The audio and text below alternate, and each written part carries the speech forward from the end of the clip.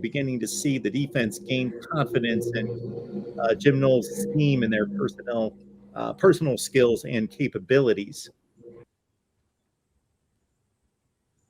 Whoever wants to take a shot at that one, Steve. I'll take a run at that. I think that is a yes for the most part.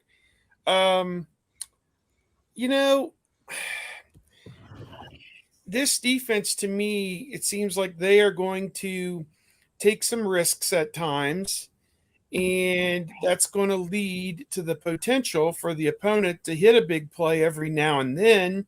As we've seen, I think somebody asked him yesterday, there's been a 50-yard play in all 3 games by the opponent, which is not optimum, but none of the 3 opponents had any kind of sustained success against Ohio State. I mean, Toledo did score 3 touchdowns, I guess. I give them a little bit of credit.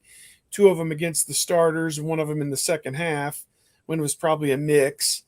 I don't know. I feel like guys are learning their roles. I think they're setting it up that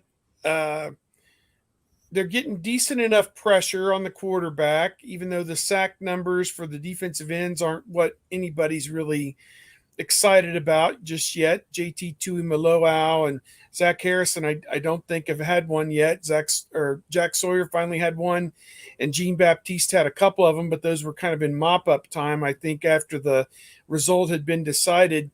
I think what's important to find out is how this defense will play against against a team in a talent equated game, which only Notre Dame, we saw that, and they held Notre Dame to 10 points, but I think Notre Dame has one of the worst offenses among any Power 5 team. I count them as Power 5. So, I think the jury is still out until we see it against a team that has athletes and has a good quarterback and a strong running game and an offensive line that matches your defensive line up, man for man, size for size. I don't think we know. And so I think you have to be cautiously optimistic is probably what I would say. That, there's been great improvement. Every metric, every number looks better. The turnovers really haven't been there. They got 2 of them finally this past week with an interception and a fumble. But, those may come as year goes on.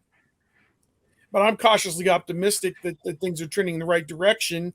This team, a little bit more multidimensional than most Wisconsin teams that you play. Usually you don't have to worry at all about Wisconsin throwing the football.